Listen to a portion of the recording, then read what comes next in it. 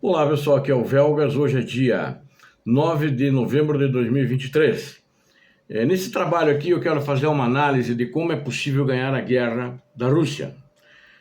Inicialmente quero convidá-los, inscrevam-se no canal, caprichem no like, compartilhem com suas redes sociais.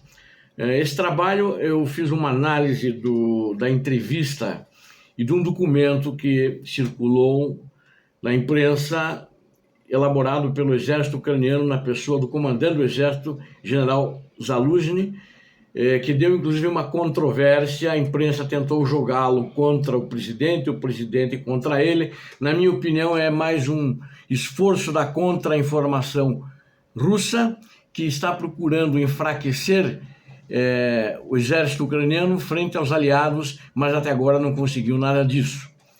Eu quero começar comentando aqui algumas palavras do presidente, né?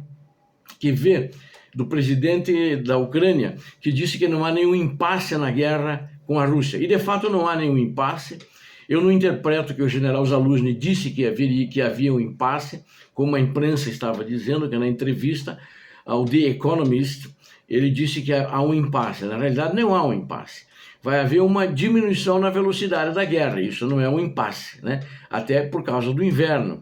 O inverno lá naquela região, como em muitas outras partes do mundo, tem neve.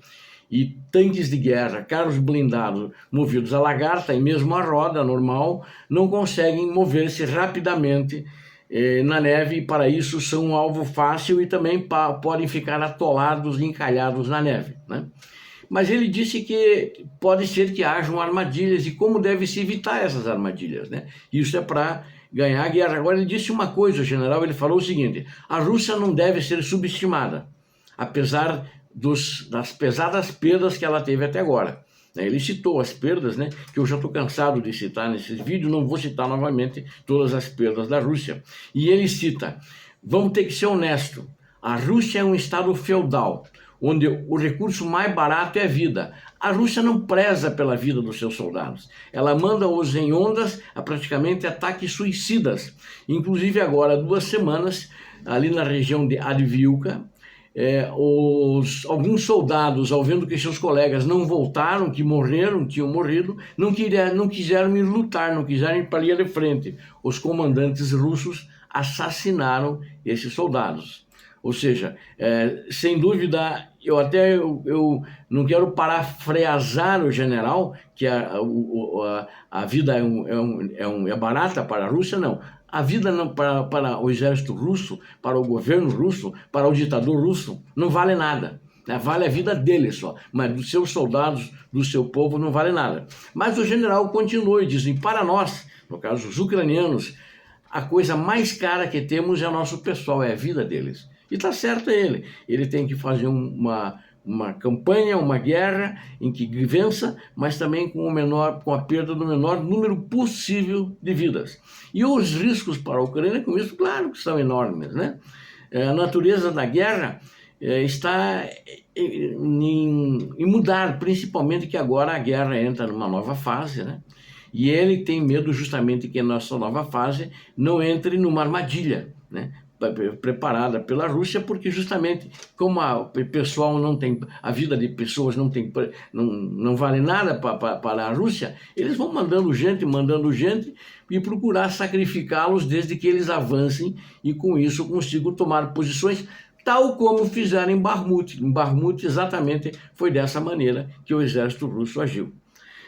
Os militares costumam dizer que a primeira vítima de uma batalha é sempre o plano de ataque, né? Porque é feito um plano de ataque quando começa a guerra, aí tem que se adaptar e por causa que as ações tomadas, o outro lado tem que se adaptar. Nem sempre corre tudo como é esperado e normalmente não corre tudo como esperado, né? E uma coisa que para os ucranianos, na minha opinião, atrapalhou é as extensas fortificações e trincheiras que num comprimento, numa extensão de uma linha de frente de 1.000 quilômetros, que liga de Donbass a Crimeia, né? A entrada da Crimeia, da península da Crimeia, os russos encheram de minas como vocês já estão cansados de ouvir eu falar. Não vou entrar em detalhes disso. E isso criou um impasse, né? Que isso tem beneficiado a Rússia, porque a ofensiva ucraniana ela vai tão devagar e muitos dizem que não teve sucesso, mas é justamente por causa disso.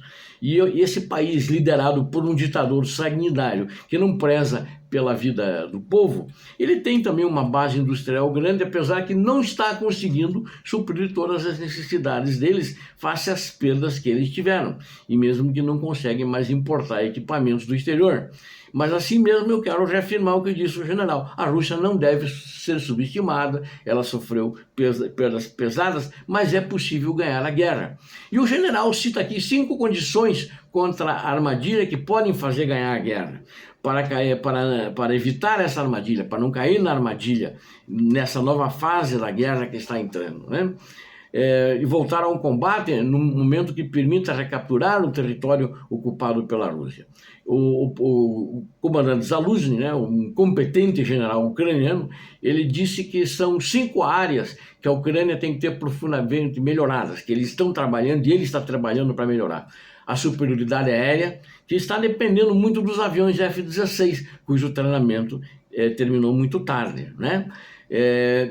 A destruição dos campos de minas é um segundo, ou seja, precisa destruir os campos de minas em profundidade, porque os russos fizeram profundidade de 15, em alguns casos 20 quilômetros ou até mais, encheram de minas na região. Tem que destruir isso, tem que ultrapassar isso, né? Eles têm que também aumentar a eficácia do fogo contra a artilharia inimiga. Isso a Ucrânia precisa desenvolver, identificar onde está a artilharia russa e destruí-la, né? E desenvolver capacidades também, como mais um item de guerra eletrônica, né? A guerra eletrônica ela tem sido muito importante nas guerras modernas. E a criação de reservas necessárias, bem como a capacidade de treinar essas reservas, de treinar esses soldados de reserva para que estejam prontos para o combate. Ou seja, então a Ucrânia tem que continuar trabalhando basicamente nesses 5 itens. Agora, o que ele disse, e eu concordo com ele, o mais importante é o poder aéreo. A Ucrânia começou, na minha opinião, uma ofensiva sem ter poder aéreo, né? Muito fraco, apenas com os aviões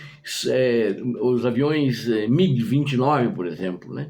Que os russos mentiram agora há 2 semanas, acho que até eu falei num vídeo, que destruíram 500 aviões desde o início da guerra de caça da Ucrânia, quando a Ucrânia tinha só 128 e boa parte deles ainda está operando, né?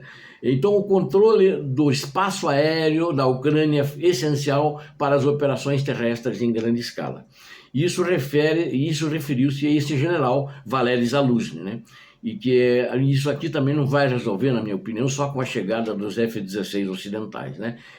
Resolve também com uma boa artilharia para fazer frente aos aviões, que inclusive já derrubaram mais de 500 aviões, na realidade, russos, foram os ucranianos que fizeram isso.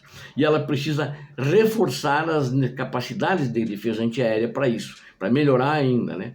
É uma área onde a Rússia ela tem uma certa vantagem nessa defesa antiaérea.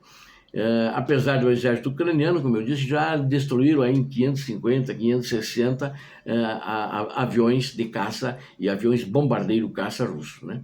E o general disse que é preciso continuar nessa aposta, né? Na produção de drones também, drones mais baratos, para fazer enxames de drones, fazer ataques maciços dos ucranianos e são, inclusive, ali já está fazendo também drones caçadores que vão caçar alvos inimigos, né?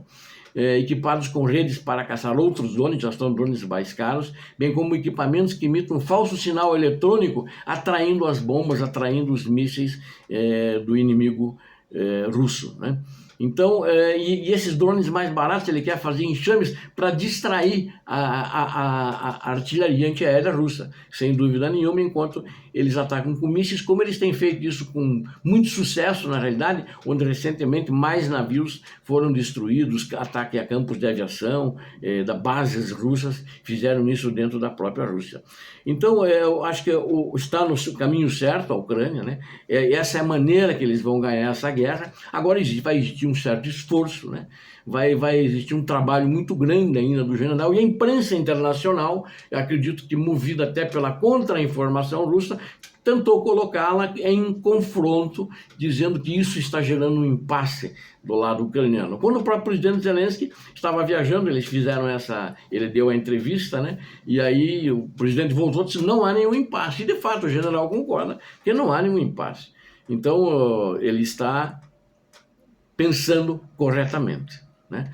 E ele falou corretamente, mas foi, eu não sei se propositadamente, eu acho que em muitos casos foi mal interpretado e foram colocadas palavras pela contra-informação russa por aqueles simpatizantes russos que começaram a propagar essas informações, principalmente aqueles dizendo: olha, está todo mundo cansado da guerra, precisa parar a guerra, a Ucrânia tem que fazer um acordo, qualquer acordo. E não vai fazer, tem que continuar essa guerra, tem que desgastar o exército russo cada vez mais e levar a Ucrânia à vitória no final, onde a Rússia esse Estado terrorista, vai deixar todo o território ucraniano. Obrigado a vocês que assistiram esse vídeo, conto com vocês, inscrevam-se no canal e caprichem no like. Compartilhem com suas redes sociais, façam seus comentários. Deus abençoe a Ucrânia, Deus abençoe o Brasil, paz e bem.